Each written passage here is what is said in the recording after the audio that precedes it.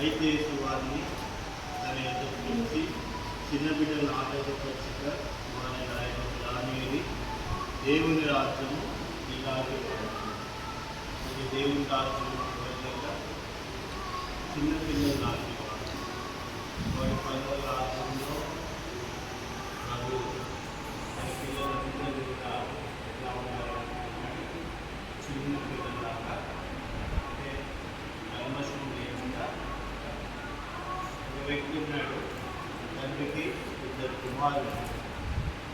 పెద్ద కుమారుడి పేరు రాజు, చిన్న కుమారుడి పేరు రవి. చిన్న స్టోరీ. తండ్రికి ఇద్దరు కుమారులు ఉన్నారు. పెద్ద కుమారుడి పేరు రాజు, చిన్న కుమారుడి పేరు అయితే పెద్ద కుమారుడు మీద చిన్న సండే స్కూల్లో దేవుని పాటలు విని దేవుని పాటలు నేర్చుకొని సండే స్కూల్లో ఉండి కథలన్నీ విన్నాడు. చిన్న కుమారుడు పేరు రవి ఏం చేస్తున్నాడంటే సండే స్కూల్ పాటలు వినలేదు. వాళ్ళ తల్లితోటి చర్చికి వెళ్ళలేదు. వెళ్ళి ఆటలాడుతున్నారు. మీలా శ్రద్ధగా చర్చికి రాలేకపోయేవాడు. అయితే పెద్ద కుమారుడు దేవుని భయభక్తులు కలిగిన దాన్ని బట్టి ఆయన ఎంతగానో ఆశీర్వదింపబడ్డాడు. ఆయన మంచి ఉద్యోగం చాలా మంచివాడుగా పేర్కొంటున్నాడు. అయితే రవి లోకంలో ఉండి కావలసిన అలవాటు అయిపోయి వ్యసనానికి పాత్రైపోయి ఆయన ఒక బంధువుగా మార్చుకున్నాడు. అయితే చిన్ననాడు వాళ్ళ నాన్న చెప్పినాడు, రవి నువ్వు దేవుడి మందిరానికి రావాలి అంటే రవి ఏం చేస్తున్నాడు? నాన్న మాట వినకుండా ఇంట్లోకి వెళ్ళిపోతాడు. వెళ్ళిపోతే ఒక అడవిలోకి వెళ్తాడు. అడవిలోకి వెళ్తే ఏమైపోతారు? అడవిలోకి వెళ్తే దొంగ. కాబట్టి ఆయన రవి ఏమైపోయినాడు? దొంగ. పెద్ద కుమారుడు పేరు రాజు. రాజు ఏమన్నాడు? ఇంట్లో వచ్చి చదువుకొని ఇంట్లో ఉండి దేవుడితో ఉండి ఆయన ప్రయోజకుడే. రవి ఏమో అని మాట వినకుండా ఇంట్లో నుంచి వెళ్ళిపోయి బదిపోటులో లేదు. అయితే ఆ బదిపోటు దొంగ ఆ యొక్క ప్రజల్ని ఏం చేసుకుంటున్నాడు? దోచుకుంటున్నాడు. ప్రజల్ని దోచుకొని ఆ యొక్క ప్రజలు ఎత్తగానే కీడు వేస్తాడు. రాజు ఏమో దైవ సన్నిధానంలో ఎదిగి దేవుడి పిల్లలుగా ఉండి దేవుడితో ఎంతగానో ప్రయాసపడతాడు. అయితే సమయం వచ్చింది, మా నాన్న వృద్ధుడైపోయినాడు కాబట్టి ఇప్పుడు చనిపోయడానికి వచ్చినాడు మా నాన్న. అప్పుడు వాళ్ళ నాన్న అడిగాడు, నవీనులాగే అనిపిస్తుంది, నాకు కొడుకుని పెట్టుకొని తీసుకొని వస్తావా అడిగితే ఈ రాజు ఏం చేస్తున్నాడంటే, మరి తల్లి దగ్గర నీకు రవి తీసుకొని రావాలి కదా, ఎక్కడికి వెళ్ళాలా? అడవికి వెళ్ళాలి. ఎందుకు? అడవిలో ఎవరున్నారు? రవి ఉన్నాడు. ఇప్పుడు రాజు అడవిలో రవి కోసం వెతుకుంటూ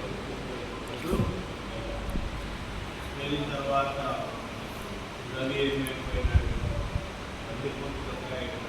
అయితే ఆ బందిపోటు దొంగలకు పెద్ద సామ్రాజ్యం మనకి. అయితే ఈ ఆయన వెళ్తున్నాడు కాబట్టి వాళ్ళు బందిపోటు దొంగలని కొట్టడం దోచుకోవడం లేదు.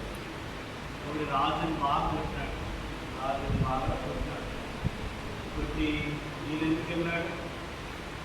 రవిని తీసుకురావడానికి వెళ్ళాడు. వినకపోతే ఈయనను ఏం చేసినాడు? బాగా కొట్టాడు. కొట్టిన తర్వాత రవి రాజు ప్రాణానికి వెళ్ళిపోయాడు. చచ్చిపోయే స్థితిలోకి వెళ్ళిపోయినాడు రాజు. రాజు అన్నాడు, రవి తల్లి నేను చూడవచ్చున్నాడు ఎక్కడ? రవి తల్లి నేను చూడవచ్చున్నాడు ఎక్కడ అని అరుస్తుంటే ఆ బందిపోటు దొంగలు రాజును చూశాడు. ఈ రాజు అచ్చం ఎట్లా ఉన్నాడు? రవిలాగా ఉన్నాడు. అయితే రాజు రవి ఇద్దరు ఒక తండ్రి కుమార్ అన్నదమ్ములు. ఈ రాజు దానికి రవిలానే ఉన్నాడు. కాబట్టి మన యజమాని దగ్గరికి నన్ను తీసుకొని పోవాలి అని ఆ రాజును మోసుకొని మన యజమాని దగ్గరికి తీసుకొని వెళ్తే రాజును బాగా కొట్టారు. రక్తమంతా కార్చబడి బ్రతుట కష్టం. రాజు బిగ్గరగా కేకవేస్తున్నాడు, రవి నేను చూడాలని తను దగ్గరికి వచ్చినప్పుడు రవి రాజును చూస్తున్నాడు. అన్నా నాకైతే వచ్చినావా, ఎందుకు వచ్చినావా అంటే రవి తండ్రిని చూడవచ్చున్నాడు. తండ్రి కొరకు తండ్రి దగ్గరికి నేను చేర్చడానికి నేను వచ్చినాను అని చెప్పి తన ప్రాణాన్ని రాజు ఏమైపోయినాడు. రవి ఏడ్చుకుంటా నా కొరకు వచ్చినాడు, నన్ను వెతుక్కుంటూ వచ్చినాడు, వెతుక్కుంటూ వచ్చి నా కొరకు నాన్న చనిపోయినాడు అని బాధతో ఏడుపుతో రవి ఆ యొక్క దొంగతనాన్ని వదిలిపెట్టి తండ్రి దగ్గరికి వచ్చినాడు. తండ్రి దగ్గరికి వచ్చి క్షమాపణ అయినాడు. తండ్రి నేను పాపం చేసి నేను బందిపోటు దొంగగా మార్చుకున్నాను, మాట వినకుండా నేను చనిపోయినా తప్పకుండా పడిపోయినాను అని తండ్రి దగ్గరికి వచ్చి ఏం చేసినాడు, క్షమాపణ అయినప్పుడు తండ్రి రవిని హత్తుకున్నాడు. నా కుమారుడు రాజుని గమనించినావా, నీ కొరకు వచ్చినాడు, ఎవరి కొరకు వచ్చినాడు, రవి కొరకు వచ్చినాడు. నీ కొరకు వచ్చి నీ అన్న తన ప్రాణాన్ని కొరకు పెట్టినాడు. కాబట్టి కుమారుడు ఏమైనా మంచిగా ఉందని అది చెప్పి రవి ఏం చేసినాడు, హత్తుకున్నాడు. ఏం చేసినాడు, అలానే మన ప్రవేశ కూడా రవి ఎవరు, దేవుని. రవి ఎవరు, దేవుని. కాబట్టి మనం లోకంలో ఉన్నాం, దేవునికి దూరమైపోయినాం, మన స్వయాన్ని వేసుకుంటున్నాం. అయితే రాజు ప్రభు అయిన యేసుక్రీస్తు మన కొరకు ఈ లోకానికి వచ్చినాడు. వచ్చి కల్వరిలో తన ప్రాణాన్ని పెట్టినాడు, తన రక్తాన్ని కాల్చినాడు, చనిపోయినాడు, సమాధి చేయబడ్డాడు, దినాన తిరిగి లేచినాడు. కాబట్టి వేసినందుకు విశ్వాసం వాళ్ళందరూ కూడా ఏం పొందుకుంటారు, నిత్యజీవం పొందుకుంటారు. వాళ్ళు ఒక రాజు ఈ లోకాన్ని వదిలిపెడితే మనకి ఏముంది, నిత్యరాజు ఉంది, వాళ్ళొక రాజు ఉంది, ఇక్కడ శాంతి ఉంది, సమాధానం ఉంది, ఎల్లప్పుడూ దేవుడితో ఉంటారు. ఇది ఒక భాగ్యం. వాళ్ళు ప్రార్థన చేసుకున్నారు.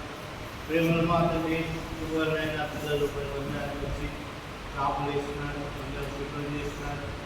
ప్రభావ పిల్లలు వేసుకుంటారని ఇంటికి పునఃశ్రమాలు చేస్తున్నారు. చెవులో పిలుపుకుంటున్నారు. ప్రజలతో ఆనందము శుభలక్ష్మణ్ వీడు వేసే శక్తిగా నామలో ప్రార్థించే వేడుకుంటున్నామా తండ్రి.